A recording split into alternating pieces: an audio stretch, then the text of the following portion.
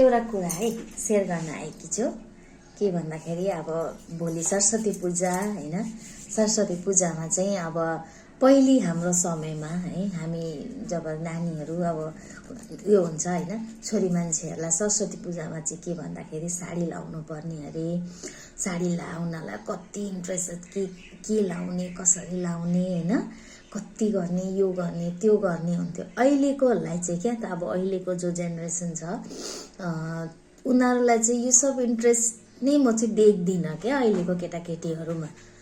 पूजा गर्नुपर्ने हुन्थ्यो, अहिले चाहिँ सबै फोनले गरेर होला है। फोनमा अब सबैको हातमा फोन छ, फोनले गरेर चाहिँ त्यो चिजहरू है नगरेको जस्तो फिल हुन्छ क्या। अब हामीले हाम्रो समयमा गरेको स्कुल गर्दाखेरि हैन, अब सरस्वती पूजा गर्नुपर्छ, गाउँमा गर्नुपर्छ, कतै उयो गरेर सबैजना भेला भएर है पूजाको तयारी हुन्थ्यो, कलेक्सन जाइन्थ्यो, गरिन्थ्यो, रातभरि बसिन्थ्यो भने पूजा गरेर मजाले है। फोन पनि थिएन, सबैजना गेम्स खेल्ने, के गर्ने, गफ गर्यो, कथा भन्यो है, हाँसी मजाक गर्यो, बस्यो छ। अहिले चाहिँ जहाँ गए पनि सबैजनाको हातमा फोनै मात्रै हुन्छ, बात त कोहीसँग नि हुन्न, घरैमा पनि हुँदैन।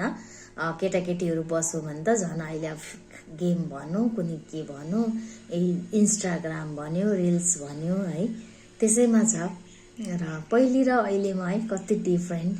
जब सोसल मिडिया थिएन भने सबैजना एकै जग्गा बसेर गफ हुन्थ्यो, सब चिजको चर्चा हुन्थ्यो।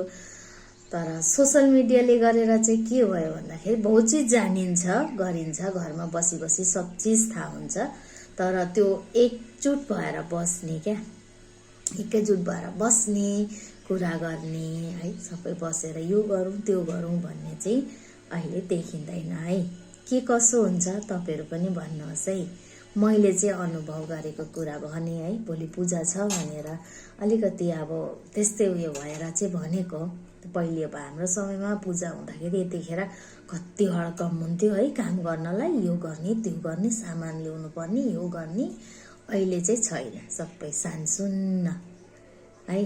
भन्नु होला त तपाईँहरूकोमा पनि कस्तो के अनुभव छ है, सेयर गर्नुहोस् है।